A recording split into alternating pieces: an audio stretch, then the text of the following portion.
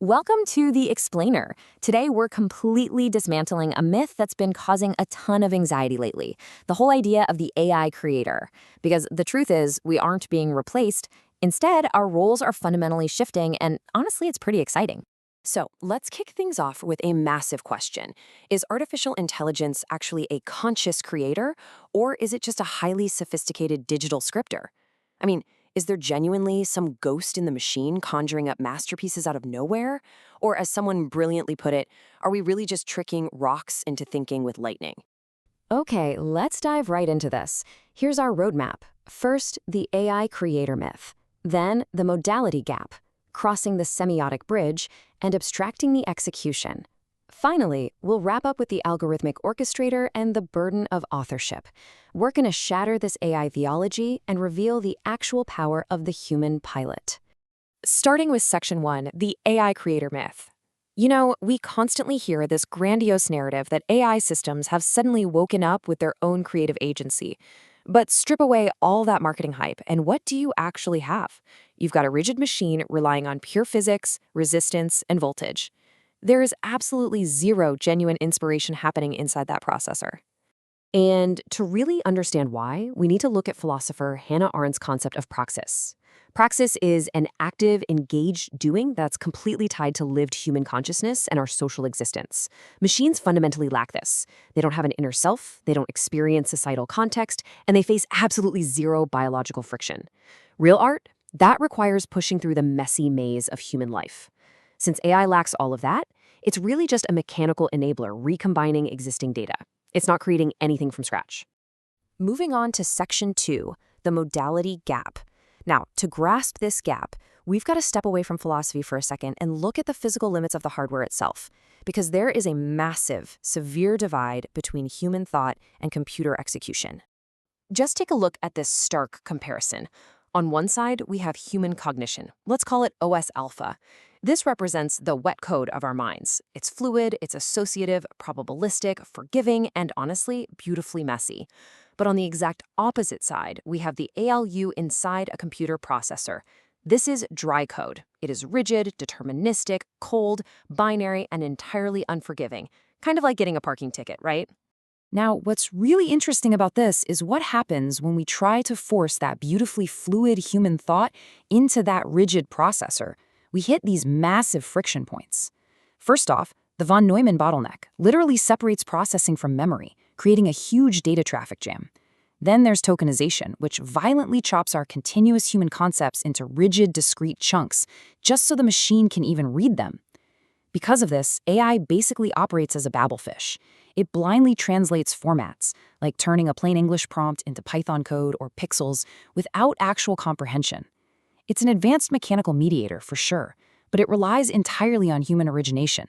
So that brings us to Section 3, crossing the semiotic bridge. If there is such a massive divide between our fluid meaning and strict hardware voltages, how do we actually cross it? How on earth do we get the machine to do exactly what we imagine? Well, we do it by crossing the semiotic bridge. This is the use of explicit, structured text as a deterministic universal interface. It's what safely compiles our human associative thought into exact hardware execution. See, text isn't just for reading anymore. Whether it's JSON, Python, or even just a highly structured prompt, text acts as this divine script. It's the deterministic translator mapping our abstract intent directly onto physical silicon. And Charles Sanders Peirce's semiotic philosophy actually predicted this exact flow perfectly. Let's walk through it together. Step 1. It starts with human intent in OS alpha. That's your abstract, fluid idea.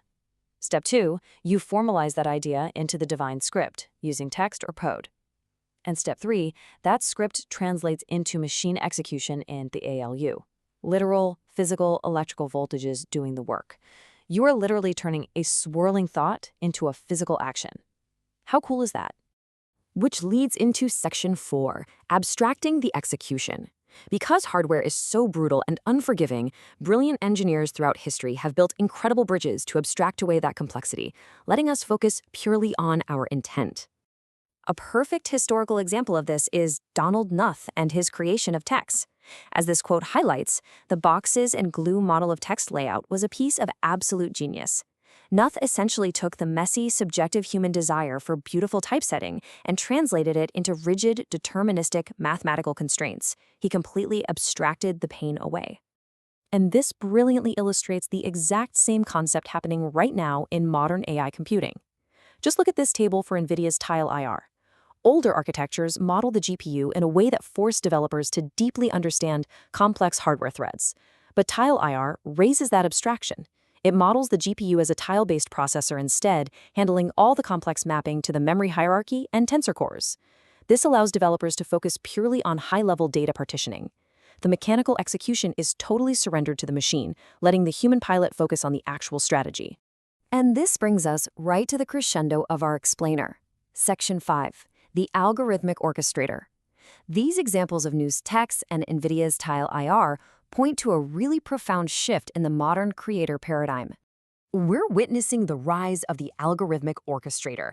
The modern creator is someone who crosses that semiotic bridge, fully surrendering the mechanical execution of words and pixels to the machine while maintaining absolute rhetorical control. So again, we aren't being replaced by AI. We're evolving. We are shifting from being manual originators who painstakingly generate every single pixel or line of syntax by hand into managers of meaning. The machine does the technical rendering, but the human provides the overarching strategy. But this new role requires extreme focus, mainly because of the conflict you see right here. Algorithmic distortion versus human perturbation. When you just hit generate and passively sit back, you get algorithmic distortion. That's the unpredictable machine-driven guesswork where the AI just decides where to put pixels. To be a true author, you have to practice human perturbation. This is the proactive, sweating, agentic intent of a human mind, mapping its vision onto reality with high fidelity. You have to actively reject the random distortion of algorithms by carefully and firmly steering the machine.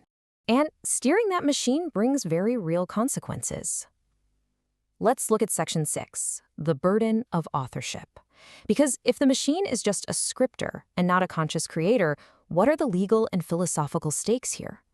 Simply put, if the machine messes up, the human takes the fall.